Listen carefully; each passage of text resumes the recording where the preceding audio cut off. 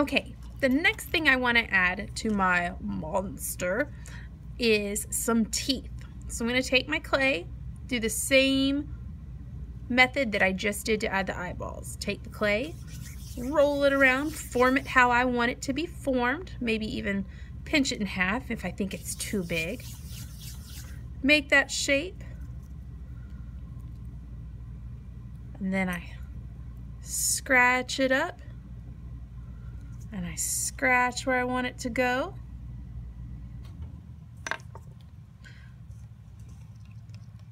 Get some water and attach. Now, if you make these pieces really tiny or really thin, they're gonna break off. So don't roll it out too much. And if you need some help, make sure you raise your hand.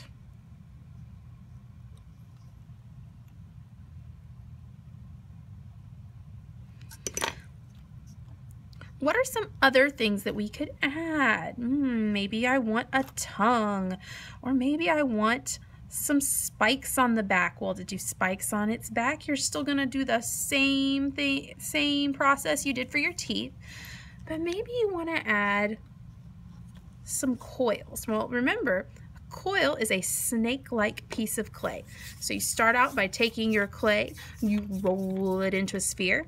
Then you can either roll it back and forth in your hands like this to make a coil, or you can lay it on your table and roll it out just like you're making some pizza dough.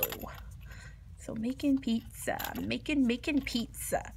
Now you've got this coil. Well, what do you do with it? Well, maybe you want your monster to have a big tongue that rolls out, that's nice and curved. Well, you decide how long you want it. You can pinch off extra if you've got extra. Then you just have to slip and score to attach it. All up to you. You get to decide what your monster looks like. And if you start working on it and you're not liking it, the best thing about clay, you can squash it and try it again. Remember, we got to be careful about how much we handle clay because it will start to crack and dry out, and we don't want that to happen with ours. So now I've added a nice tongue to my creepy monster. But now I think I don't want to attach any more pieces. I want to start adding some texture. Well, one way you can add texture is by taking marker lids and you can press them into the clay to make scales. You could also use it to make circle patterns. We got to be careful as we press down though, because some of our clay is still pretty damp. We don't want to lose our shape.